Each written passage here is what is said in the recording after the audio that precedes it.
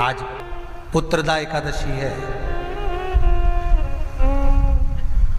हमारे यहाँ इसको शिव महापुराण में श्रावण शुक्ल एकादशी भी कहते हैं,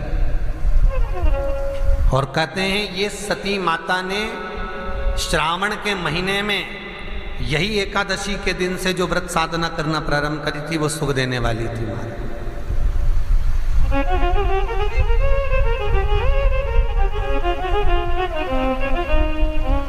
पहली बार माता सती ने भगवान शंकर की आराधना आज ही से चालू करी थी। निवेदन है आपसे भी, कोई कार्य अटक रहा है, तकलीफ आ रही है, दुख है, लक्ष्मी नहीं आ रही, परेशान हो, तो आज पुत्रदा एकादशी है। 108 बेलपत्र की, जो बेलपत्र होते हैं उसकी, इसको छेद तो करते नहीं है सुई से, बेलपत्र की डंडी को बांधते जाओ 108 बेलपत्र की माला बना लो, और माला बनाकर भगवान शंकर के गले में, शंकर के शिवलिंग को जो चढ़ा देता है उसकी मनोकामना भगवान शंकर पूरी कर देते हैं। महाराज, जितनी भी माताएं एकादशी का व्रत करती, बहुत ध्यान से सुनना आज की कथा को, शायद जिंदगी में मिली ना मिली, पर ये कथा का रिश्ता तो बहुत ध्यान से सुनना, ध्यान से। स्कंद पुराण यहाँ तक कहती है कि इस कथा के चरित्र को जो श्रवण कर लेता है उसको 26 एकादशी करना भी नहीं पड़ती। इस एकादशी की केवल ये कथा सुनकर ही वो तर जाता है। बहुत ध्यान से सुनना इसको, कथा तो बड़े भाव से सुन लो इसको। पुत्रदा एकादशी पूरे साल में 2 बार आती है, एक श्रावण के महीने में आती है, दूसरी पोषादिक्रम में आती है। जिस नारी को संतान नहीं हो रही हो, बहुत प्रयास कर लिया हो, पुत्रदा एकादशी पूरे साल में 2 बार आती है, एक श्रावण के महीने में आती है, दूसरी पोषादिक्रम में आती है। पुत्रदा एकादशी होती है, ये संतान की वृद्धि करने वाली होती है। शंकर जी के मंदिर में जाकर, भगवान शिव के मंदिर में पूजन करके घी का, एक कटोरी में घी और एक कटोरी में खीर शंकर के सामने रख देते हैं। भगवान शंकर के मंदिर पर चौखट पर घी का दिया लगा देते हैं। शंकर जी की चढ़ी हुई एक बेलपत्र साथ में रखें और एक बेलपत्र को उठाकर शंकर जी के मंदिर की चौखट पे ही बैठकर चबा चबा कर खा लेते हैं। जो एक बेलपत्र लेकर आए हैं वो अपने पति को खिला देते हैं। कहते हैं पुत्रदा एकादशी के दिन ये कर लेने पर संतान की प्राप्ति हो जाती है, पुत्र की प्राप्ति हो जाती है। महापुराण की कथा कहती है, आप अगर विश्वास रखे हो, सफेद आंकड़े की जड़, जिस नारी का संतान नहीं हो, गर्भ नहीं ठहरा हो, सफेद आंकड़े की जड़, जिस देव अधिदेव महादेव की कथा जिस तुम्बरुका जी ने श्रवण कराई है, शंकर भगवान जिनके सामने बैठकर शिव पुराण की कथा सुन रहे हैं, उन तुमरुका जी का नाम लेकर शिवलिंग पे से 21 बार घुमाकर मंदिर में ही कमर पर 7वें दिन रजस्वला धर्म के जो बांध लेता है, और एक पीपल का पत्ता अवधूतेश्वर महादेव का नाम लेकर शंकर पर चढ़ाकर उसको गाय के दूध में उकाल कर रात्रि को दोनों पति पत्नी अगर पीकर सोते हैं, 3 महीने में भगवान भोलेनाथ उसकी गोद भर देते हैं। ये शिव तत्व, शंकर देता जरूर है। अच्छा, संतान नहीं हो, किसी नारी की गोद, अगर स्त्री की गोद अगर खाली रह जाए तो भी दुख होता है उसको कि मेरे घर में औलाद नहीं, संतान नहीं।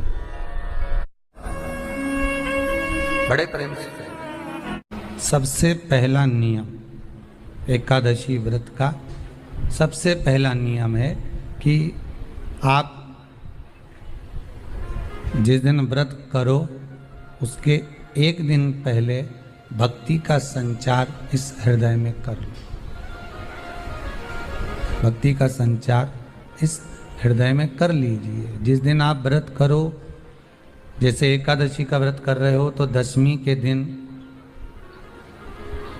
शाम का समय जब आवे, रात्रि जब होने लगे, शाम का समय आवे और रात्रि का आप जब भोजन ग्रहण करो तो उस भोजन में कोई ऐसा पदार्थ ग्रहण मत करिए जिस पदार्थ के कारण आपकी एकादशी बिगड़ जाए।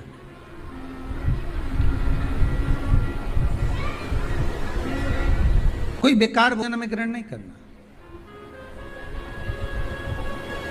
श्रेष्ठ भोजन ग्रहण करिए दशमी के। और एकादशी का दूसरा नियम बहुत ध्यान से सुनिएगा। जिस दिन आपकी एकादशी का व्रत हो उस दिन प्रयास करिएगा कि अपने हाथ से किसी भी वृक्ष की कोई पत्ती टूटे ना।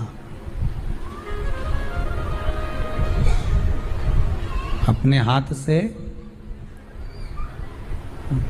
किसी भी वृक्ष की, पौधे की, किसी भी वृक्ष की पत्ती अपने हाथ से ना टूटे। बहुत ध्यान दीजिएगा महाराज। एकादशी का ये दूसरा नियम है कि अपने हाथ से किसी पौधे की, किसी वृक्ष की, किसी डाली की कोई पत्ती टूटे ना, कोई पत्ती ना टूटे, इसका प्रयास करिए।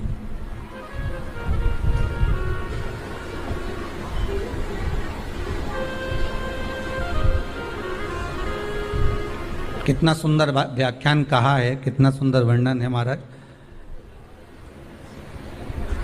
कि मात्र एकादशी का व्रत कर लेने पर, मात्र एकादशी का व्रत कर लेने पर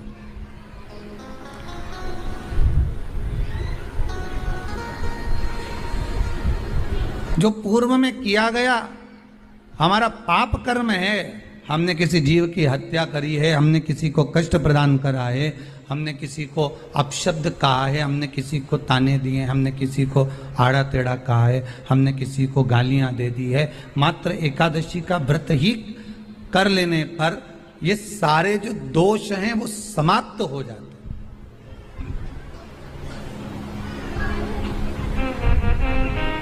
सारे दोष हमारे समाप्ति पर आ जाते हैं।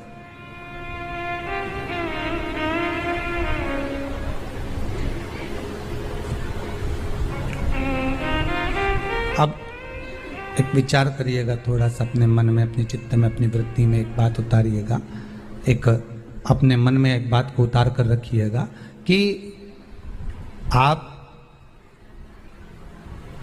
अपने पाप को, अपने पाप कर्म को जिस दिन क्षीण करने वाले हो, समाप्त करने वाले हो, अपने पाप को आप जिस दिन समाप्ति पर लेकर जा रहे हो, तो उसके एक दिन पहले आपको प्रसन्नता होना चाहिए कि नहीं होना चाहिए कि कल मेरा पाप कटने वाला है, कल मेरा पाप समाप्त होने वाला है। जो मैंने पाप कर्म करा है वो समाप्त होगा, जो मैंने पाप कर्म करा है वो कल समाप्त हो जाएगा। तो एक दिन पहले आपके चेहरे पर प्रसन्नता हो कि ना हो?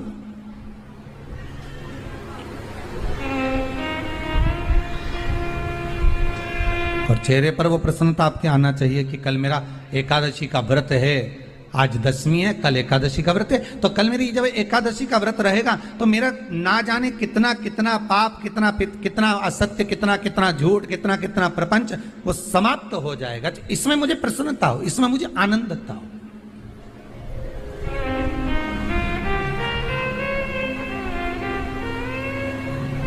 तो क्या कहा गया कि प्रयास करिएगा कि एकादशी के दिन कोई वृक्ष की, कोई डाली की, कोई कोपल की कोई पत्ती ना तोड़ी जाए। क्यों? तो कहा अगर उस पत्ती को हम तोड़ देते हैं, वृक्ष की पत्ती को या क्यारे में लगी हुई कोई डाली की पत्ती को हम तोड़ देते हैं, तो एकादशी का पुण्य फल प्राप्त नहीं होता, एकादशी का कोई फल हमारे खाते में नहीं जाता, पुण्य फल प्राप्त। अब फिर भले तुम चाहे तुमने मोरधन खाया हो, चाहे तुमने फिर चिप्स खाई हो, चाहे तुमने फिर व्रत का कितना ही सामान खा गए हो और तुमने सोचा कि आज मेरी एकादशी है, तो फिर उसका कोई फल प्राप्त नहीं है, उसका कोई सुख प्राप्त नहीं है आपको, फिर उसका कोई आनंद प्राप्त नहीं है आपको, फिर उसमें कोई आनंद की अनुभूति आपको नहीं मिल रही। को याद रखिए, गौदान और एकादशी, श्रीमद वल्लभाचार्य जी ने मायावत का खंडन करा था जगन्नाथपुरी में, और श्रीमद वल्लभाचार्य जी ने कहा था एकादशी मरने के बाद मत दो, एकादशी जीते जी दो। कहा था कि नहीं कहा था? जीते जी दान करिए। इसलिए जगदीश में, जगन्नाथपुरी में एकादशी उल्टी लटकी हुई है। करें आपने दर्शन। जगदीश में एकादशी को उल्टा लटकाया, क्यों? क्योंकि वल्लभ ने कहा कि एकादशी जीते जी दो। कई पंडितों कहते हैं तुम्हारे दादाजी मर गए, जब 12वें का दिन होता है ना तो पंडित जी संकल्प छुड़ाते हैं, देव एकादशी। बड़े बेटे ने 5 दे दी, छोटी बहू ने 3 दे दी, उसने 2 दे दी, उसने 2 दे दी, तो क्या तुम्हारे दादाजी भिखारी थे जो तुम्हारी एकादशियां लेकर जाएंगे? और तुम कौन होते हो दादाजी को एकादशी देने वाले? तुमने कौन सा इतने पुण्य कर लिए जो तुमने एकादशी दे दी? एकादशी के दान की महत्वता श्रीमद् वल्लभाचार्य जी ने कहा कि कोई व्यक्ति अगर खटिया पर सड़ रहा है, पलंग पर तड़प रहा है, हॉस्पिटल में पड़ा हुआ है, तो निवेदन है कि उसको देखने जाओ तो अपनी करी हुई एकादशी में से 2 एकादशी का दान उसको तुरंत दे दो। क्यों? तो जिससे उसको मोक्ष मिल जाए, मरने के बाद नहीं। क्योंकि मरने के बाद तो वो 10वें के दिन, गरुड़ पुराण में लिखा है 10 दिन तक जीवात्मा घर की अटारी पे रहती है। कितने दिन? 10 दिन। 10 दिन के बाद जीवात्मा चली जाती है। कहां जाती है? उसको जहां जाना है। 3 दिन में उसको भोग भोगना पड़ता है जीवात्मा को। 3 दिन नरक का भोग भोगती है, उसके बाद स्वर्ग का भोग भोगती है। 18 दिन में ये प्रोसेस पूरी हो जाती है। कितने दिन? 18 दिन। 18 दिन के बाद में उस जीवात्मा को धान के खेत में पटका जाता है। किसके खेत में? धान के, चावल के खेत में। इसलिए कहते हैं एकादशी के दिन चावल मत खाओ। कहते कि नहीं कहते? और क्या कहते हैं? द्वादशी के दिन चावल खाना जरूरी है। एकादशी का पालना करना है तो द्वादशी को चावल का 1 गिरास खाओ, तब द्वादशी को चावल खाओगे तो एकादशी लगेगी। चावल नहीं खाओगे तो एकादशी नहीं लगेगी। द्वादशी को चावल खाना जरूरी है। क्यों कहते हैं? क्योंकि धान के खेत में जीव को छोड़ा जाता है, उस धान के खेत में, चावल के खेत में जीवात्मा रहती है। उसको चिड़िया खाती है तो चिड़िया के रूप में जन्म लेता है, मनुष्य खाता है तो मनुष्य के रूप में जन्म लेता है। इसलिए एकादशी के दिन चावल नहीं खाया जाता, क्योंकि एकादशी के दिन हम चावल खाएंगे तो जीव हत्या का दोष लग जाएगा। फिर कब खाना है? द्वादशी के दिन। द्वादशी के दिन क्यों खाया जाता है? क्योंकि हम एकादशी के व्रत करे रहते हैं और पहला घासा जब चावल का खाते हैं तो अपनी करी हुई एकादशी का पुण्य, जितने जीव हमारे मुंह में जाते हैं उनको उसका पुण्य मिल जाता है और उनका फिर जन्म नहीं होता, वो तर जाते हैं, उनको एकादशी का भाग मिल जाता है।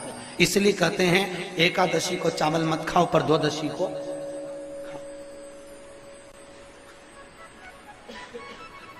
खाइए। 10 दिन तक जीवात्मा है और आपने एकादशी कब दान दी? बोलो जम के।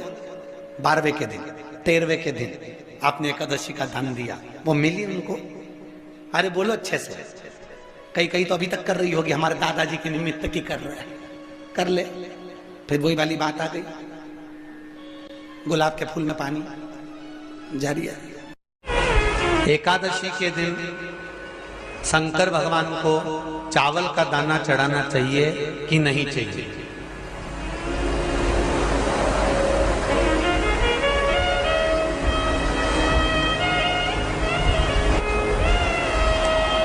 बीमार व्यक्ति से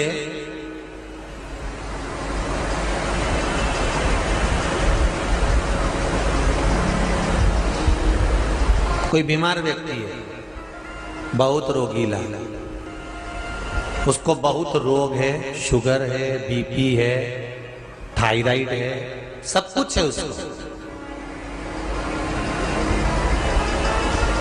और वो रोगीला व्यक्ति जब डॉक्टर के पास जाकर पूछे, डॉक्टर साहब मेरी तबीयत ठीक नहीं रहती है, मैं बहुत कष्ट में रहती हूँ, बहुत तकलीफ है शरीर में, और अभी सावन का महीने का व्रत आ रहा है डॉक्टर साहब, 1 महीना में व्रत करती थी पहले, करूं कि नहीं करूं? तो डॉक्टर साहब क्या बोलेंगे? बोलते जाओ जरा जम के। डॉक्टर बोलेगा कि आप व्रत मत करो। डॉक्टर एक बात कहेंगे, शरीर स्वस्थ रखना है, व्रत बाद में हो जाएगा, अगले वर्ष कर लेना, पर अभी शरीर को सही रखने के लिए दोनों समय अच्छे पेट भरकर सात्विक भोजन करो और अपने शरीर को ठीक करो। सात्विक भोजन अपने शरीर को, व्रत बाद में भी हो जाएगा, अगले वर्ष हो जाएगा।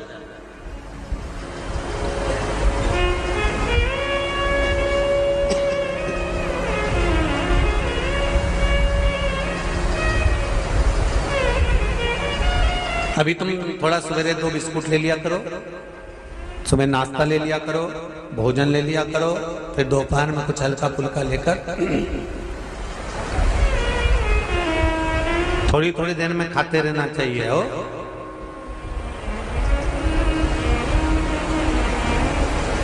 थोड़ा थोड़ा खाओ, थोड़ी थोड़ी देर में खाओ, एक साथ सुरसा जैसे मत निपटा जाए, थोड़ा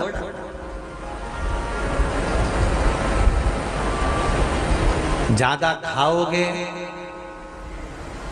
और ज्यादा कमाओगे तो दूसरों को कष्ट नहीं होगा, कष्ट खुद को होगा। ज्यादा खाओगे आपाच्य हो जाएगा, रात की नींद उड़ जाएगी, शरीर में अच्छा नहीं लगेगा। ज्यादा कमाओगे रात की नींद उड़ जाएगी, दुनिया की दृष्टि तुम पर पड़ जाएगी और तुम्हारी रातों की नींद। कमाओ भी उतना जितना खर्च कर सको और खाओ भी उतना जितना पचा सको। अति सर्वस्व वर्जक। डॉक्टर कहेंगे ये तुम्हारा व्रत जो है ना अगले साल कर लेना, इस साल मत करिए, इस साल तो आराम से भोजन वोजन करो तुम लोग, बढ़िया प्रेम से खाओ पिए। तो उसी तरह किसी ने पूछा कि चावल का दाना एकादशी पर भगवान शंकर को चढ़ा सकते हैं, चावल का दाना शंकर जी को चढ़ाते क्यों है, पहले तो वो समझ। बेलपत्री का तो महत्व आपको बार बार बताया कि बेलपत्री शिव जी को क्यों चढ़ाई जाती है, कहीं रोग के लिए, कहीं बीमारी के लिए, कहीं किस कार्य के लिए, कहीं कोई कार्य के लिए, कहीं कोई कार्य के लिए। चावल का दाना अगर हम शंकर भगवान को चढ़ा रहे हैं तो क्यों चढ़ा रहे हैं, उसका कारण क्या है। चावल का दाना शिव को चढ़ाने का केवल एक कारण रहता है कि चावल को अक्षत कहते हैं।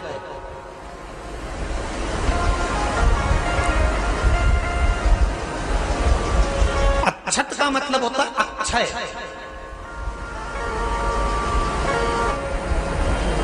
उसका मतलब क्या होता है, अक्षय, जिसका कभी क्षय ना हो। जब हम भगवान शंकर को चावल का दाना चढ़ाते हैं, जैसे बहुत ध्यान दीजिएगा महाराज, बहुत समझने वाली बात है, बहुत ध्यान से।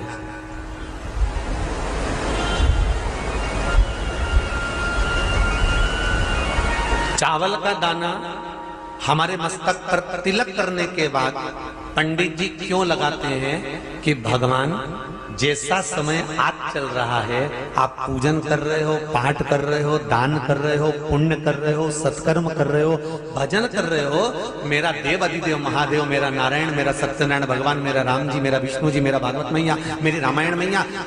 ब्राह्मण मस्तक पर तिलक लगाने के बाद चावल इसलिए लगाता है कि जैसा समय आज चल रहा है, भगवान तुमको ऐसा ही समय बनाकर रखे और तो ऐसे ही 4 चांद लगाते रहो, दान पुण्य संकीर्तन करते रहो, इसलिए मस्तक पर चावल का दाना लगाया जाए।